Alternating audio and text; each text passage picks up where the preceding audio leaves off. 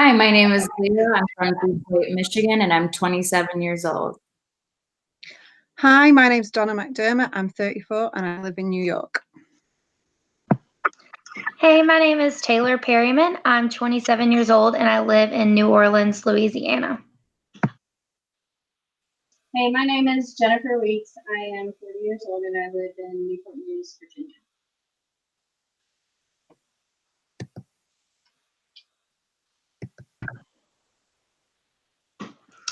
The study we decided to replicate is one done by Curti and Dallery. It is an internet-based contingency management to increase walking in sedentary adults. The participants in the study were 12 participants that were 50 or older, so it was an older population than our actual replication group. There were two experiments that they did in this study. The first experiment gave a monetary reward for setting goals and accomplishing that. The second the second experiment was the same goals with no monetary rewards. We decided to replicate the second experiment of the study due to us not physically being with each other in order to deliver monetary goals. Across participants, steps increased 182% from screening to the end of intervention, and 87% of goals were met in the first experiment. The second experiment, which is the one that we replicated, goals were the same as experiment one, but no monetary consequences were provided for the participants meeting them. But the participants did increase their steps by 108%, and 52% of their goals were met. In both experiments, 11 out of 12 participants were able to increase their steps. So there was a functional relation between independent and dependent variables that the research study found.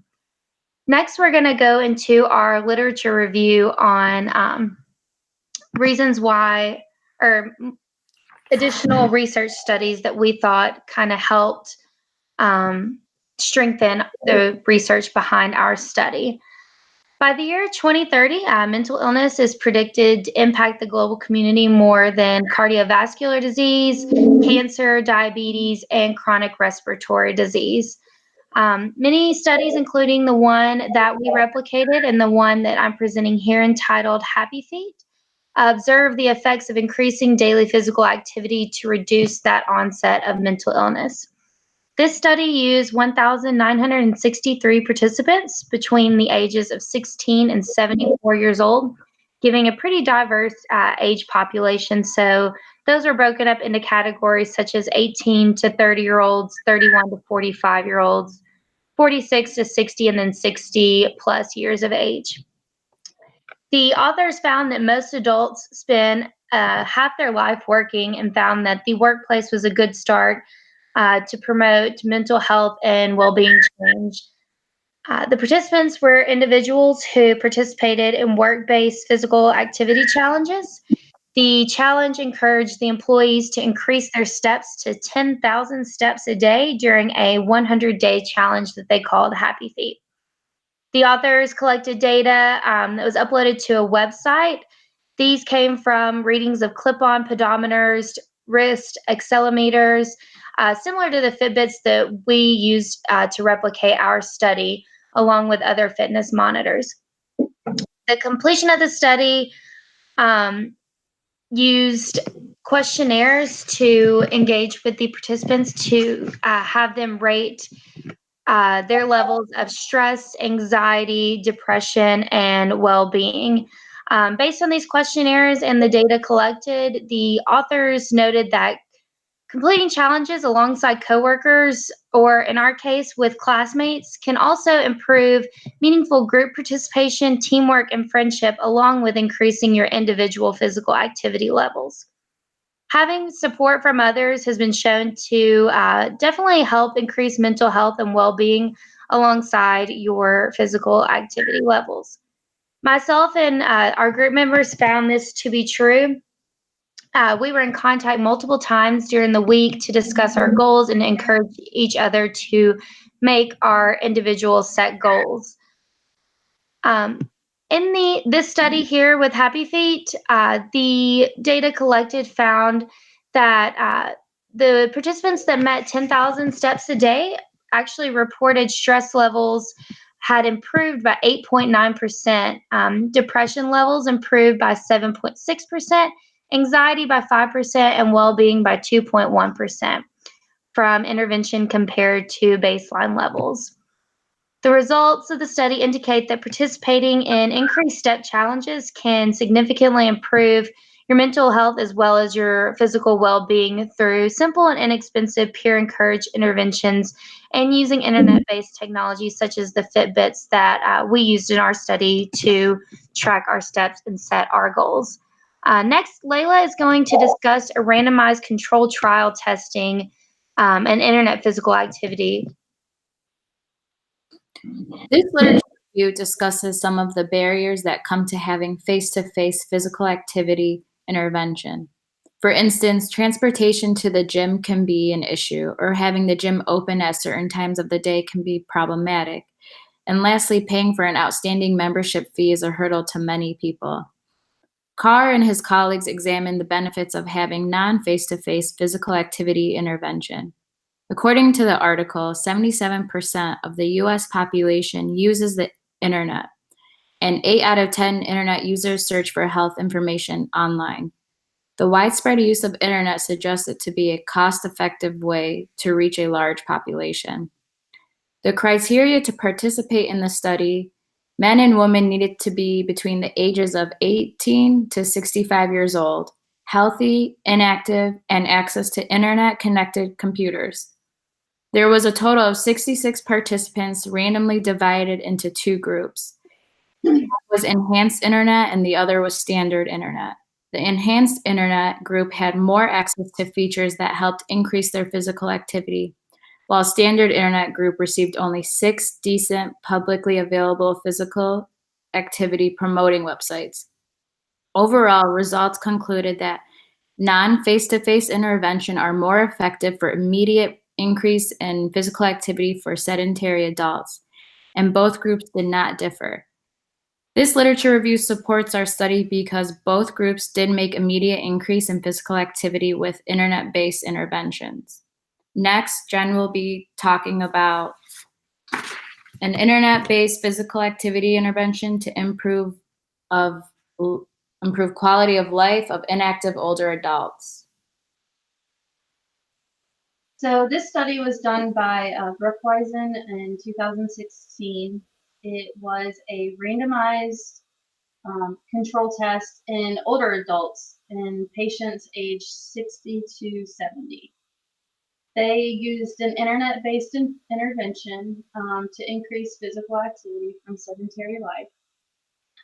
They used this monitoring system, a device which actually recorded the daily activities, their calories burned, and their track goals. For participants in this intervention, the information was used to generate specific feedback and then was actually delivered back to them digitally. The control group received no specific information or instruction regarding their daily activity. Baseline was measured for all participants, and then it was actually compared 3 months later post-baseline. They found that the participants that were involved in the intervention reported an increase in their quality of life, as well as there was a 42% increase for the participants that reached their daily activity targets. The results from this study concluded that the internet-based intervention is effective across all ages. And the next study that we're going to look at on the next slide was performed by Carr in 2008. This particular study was very similar to the one that we decided to replicate, as the participants were similar in age to our group of participants. There were 32 women and women 32 men and women between the age of 21 and 65. It was also a similar randomized control test in which they used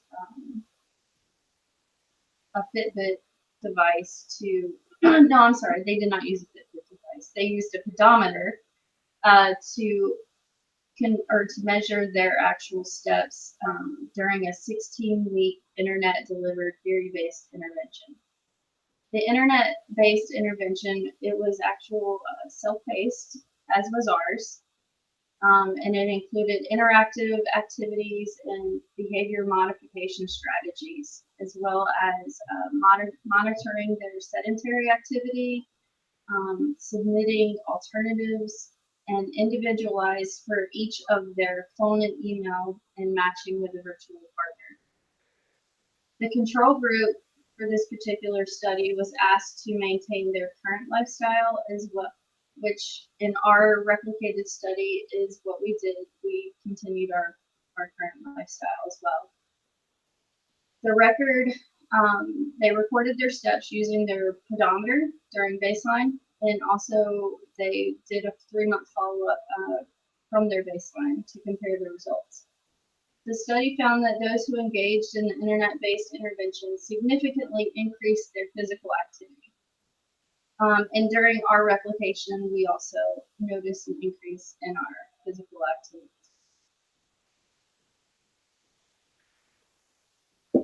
And to the next slide. Another study we looked at was the effectiveness of web-based, computer-tailored, pedometer-based activity interventions for adults.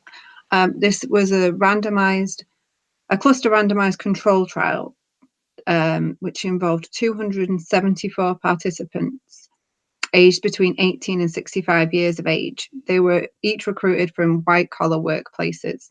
This included places such as schools, commercial organizations, and nonprofit organizations. Participants were assigned to either the intervention or the control group based on a computer-generated randomization. Baseline data was recorded for all participants with a blind pedometer and a self-reporting activity log over a 1-week period. Those participants who were chosen for the intervention group then received a booklet on how to increase their steps, a non-blind pedometer, and login information to a computer-based tailored step advice program. The participants in the control group were not given any additional components. Baseline data was taken again at 1 month into the intervention and again at 3 months into the intervention. They found at the 1 month baseline, participants engaged in the intervention showed an average increase in steps compared to the control group. At the 3-month post-baseline, they showed that the intervention group continued to show an increase in the steps recorded.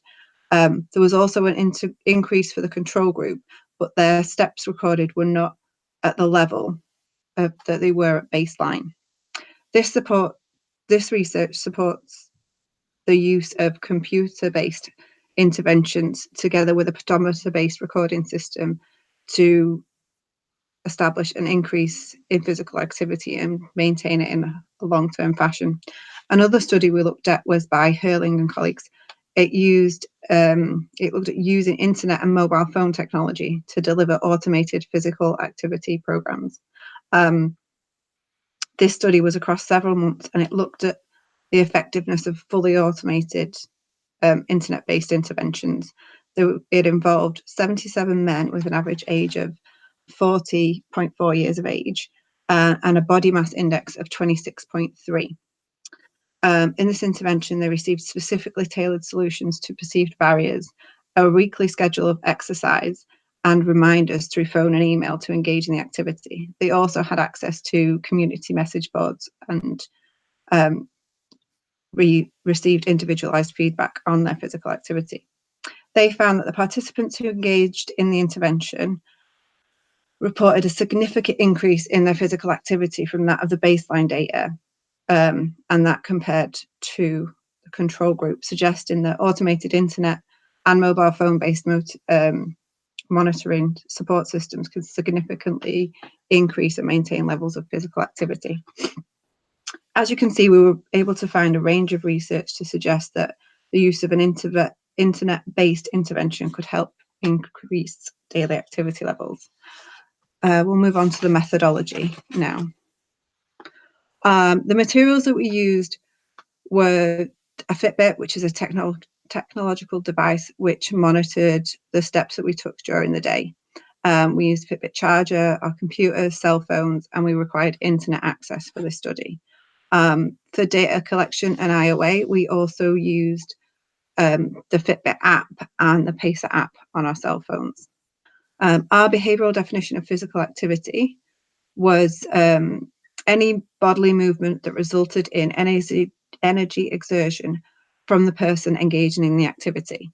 An example of this would be steps taken, walking, running, riding a bike, engaging in sports. A non-example would be any sedentary activity such as sitting at a desk, sitting on the couch, engaged in computer activities, or any immobile behaviour.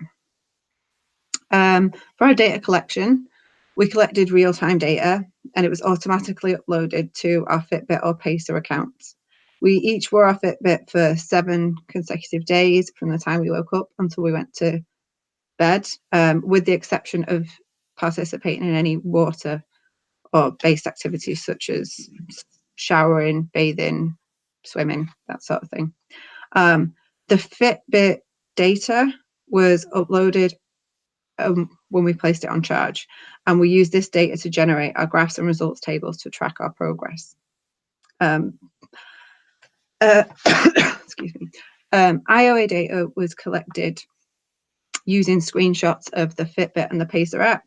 We would take a screenshot of the steps taken that day at the beginning and end of our IOA period, and we collected this across 25% of our data collection period, and the goal was to achieve an 80% or higher level of comparison. The participants in the study were ourselves, 4 graduate students attending Ball State University on an online course, were aged between 26 and 40 years of age, and we each had external commitments, family, work, and that sort of thing. But we all expressed an interest in increasing our daily activity levels. The intervention itself that we used was a change in criteria and design. The step count was recorded daily, and our intention was to reach our goal at least 3 times within a 5-block period. Failure to meet the goal within that period would result in you maintaining the current goal. Any day in which no steps were recorded was considered a day where the participant didn't meet their goal. During baseline, we each measured our activity levels across a 5-day period, and then we came up with a mean average for that and added 1,000 steps on to create our goal for our first phase of the intervention.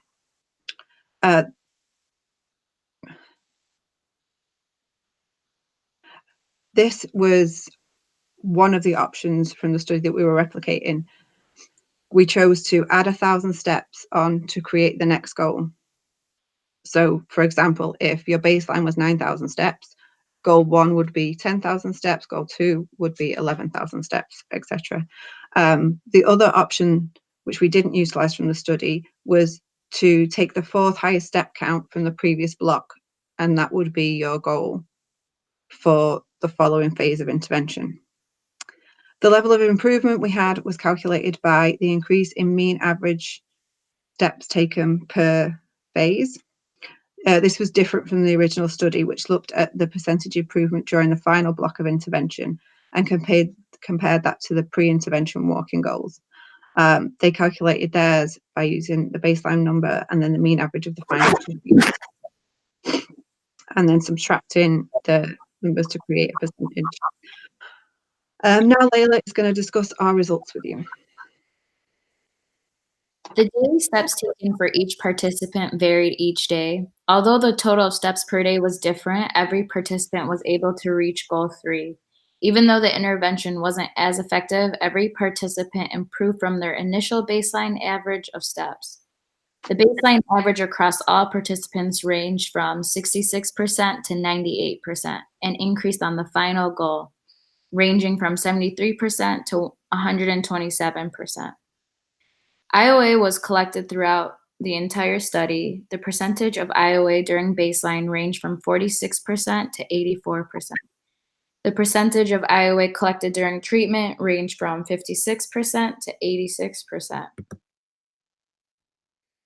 This table below shows each participant's initial baseline average of steps and their final goal average. As you can see, Donna improved by 37% between baseline average and goal 3's average. Taylor improved by 6%, Jennifer improved by 1%, and I improved by 13% from the initial average. For my results, I started off with 5 days of baseline with an average of 6,592 steps. I then moved on to the first phase of intervention, where I completed my first goal of 7,351 steps with a range of 5,156 steps to 12,306 steps. It took me 8 sessions to move on to the next phase.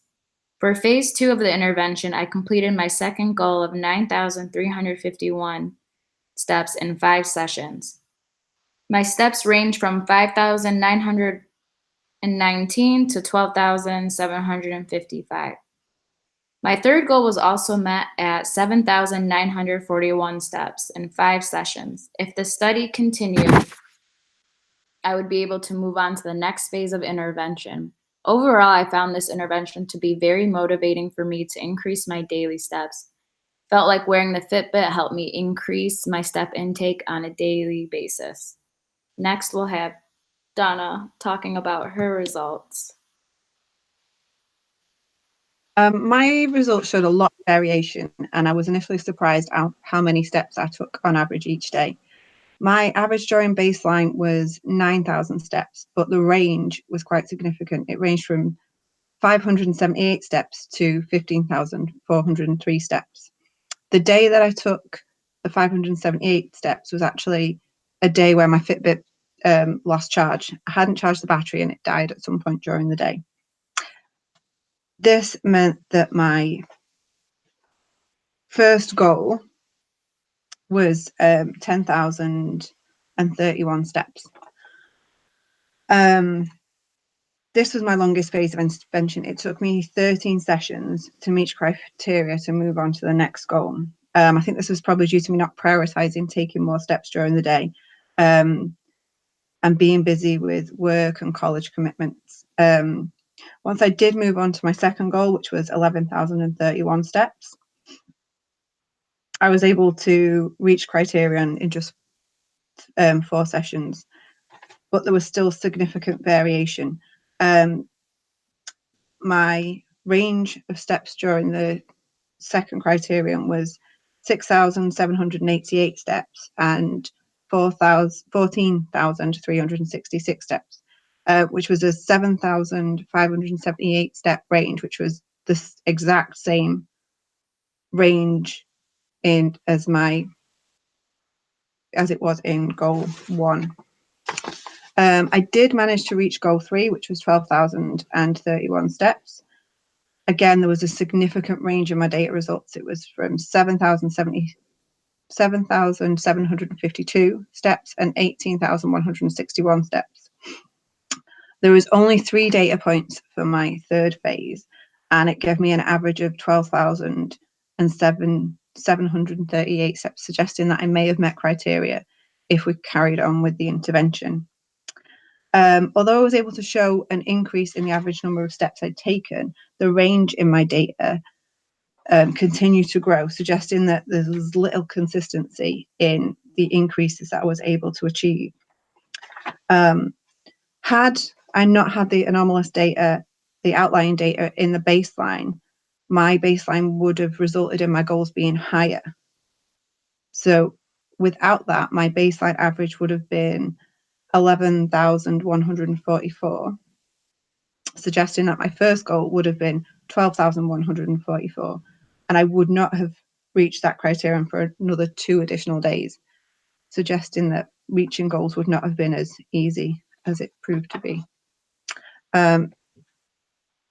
Next, we're going to hear from Taylor about her data. Thanks, Donna.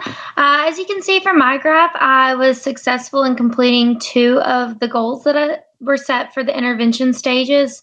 In my baseline phase, I completed a range of 6,307 steps to 15,900 steps. Average steps were 9,807, making my first goal 10,807 steps. In the first phase of intervention, my steps ranged from 7,292 to 25,253. I'm sure you noticed the very large spike I have there, my last session in the phase 1 of intervention. Living in New Orleans, I was celebrating Fat Tuesday during the Mardi Gras season, where I did a lot of walking. Definitely not an accurate indicator of how much I actually walk each day. So that explains that spike there. I did meet my first goal after 7 sessions, and then that set my second goal at 11,807 steps a day. During that second phase of intervention, my steps range from 8,623 to 14,622. During that second phase of intervention, I started to notice an increase in motivation to hit my goal each day. Using that Fitbit and the encouragement from my 3 group members motivated me to hit my goals and to increase my daily physical activity. And I was really starting to notice a change, and I was less tired each day. I felt like I had more time in my day, actually utilizing and going on walks after work before I started my schoolwork for the evening. That second goal was met after 9 sessions, and then my third goal was set to 12,807 steps. I hit it that first session, but due to limited time of data collection for our group to gather all of the information we needed for our report and presentation, we stopped data collection after only 3 sessions in my third phase. So I was not able to complete that goal, but based on my individual observation of me continuing to wear my Fitbit, I definitely think I would have met that third goal after a few more sessions. I have noticed since the end of our data collection that I have worn my Fitbit every day, and I have found myself more motivated to go for walks each day and actually keep track of how many steps that I'm taking. Whereas before this study, I didn't really focus on how many steps I was taking. I just kind of had a goal to try and get a little physical activity in each day. But I found using a Fitbit and actually seeing a visual reminder of how many steps you're taking actually really does motivate you to increase that daily physical activity level. I thoroughly enjoyed the study and found it to be very helpful in managing school work and still getting exercise in. And definitely glad that we chose this as our replication study. Next, we'll show Jennifer's results.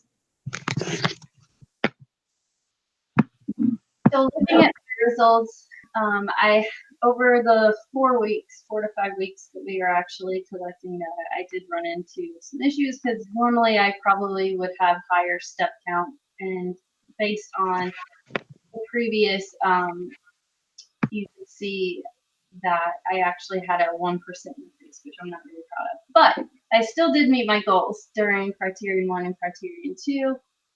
During baseline, we collected data for 5 days, and then we averaged that. My average was 7,282 steps. And then for criterion 1, with the 1,000 increase in steps, my goal was 8,282. I ranged from 6,152 to 8,870. And I did complete those on the 3-day sessions for session 8, 10, and 12. It took me 7 days to actually complete that criterion. And then moving on to criterion 2, My actual goal from the previous week was 8,282, or previous criterion, I'm sorry, was 8,282 plus the 1,000, which made it 9,282. I also did make that goal as well. My range was from 3,796 steps up to 9,766 steps. I completed those on sessions 14, 15, and 18, and it took me 6 days to complete that goal. Moving on to goal 3, my goal was 10,282 steps. My range was from 170, which that particular day, I had actually forgotten my Fitbit at home. And then it went up to 13,695. I did get two sessions with those goals. Had we continued on with collecting data, I fully believe that I would have completed criterion 3. Overall, it definitely replicating the study, like Taylor said, it was motivating for me. I did check my counts, and I did get used to learning the Fitbit as well. So my hope is to continue that on post the study. So, and now we will talk about our conclusion.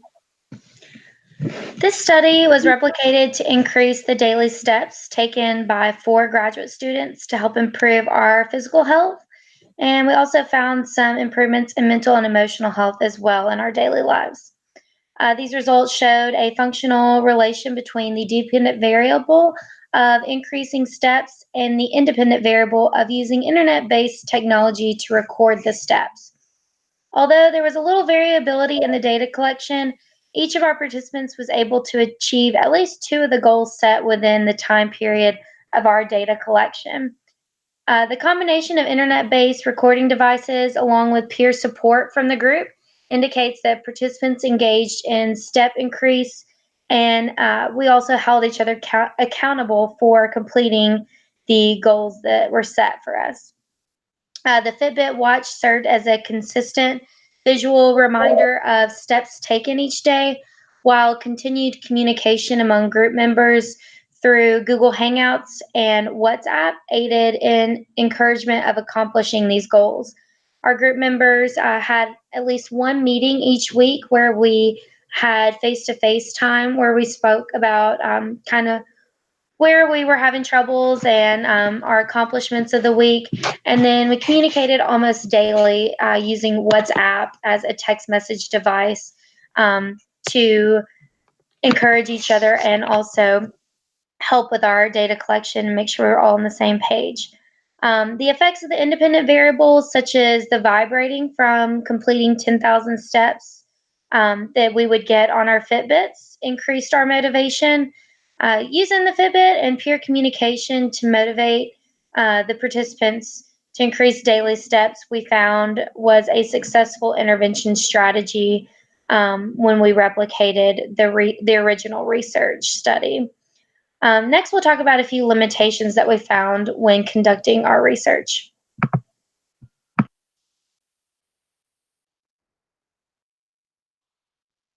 So there were definitely limitations for the replication of the study that need to be considered.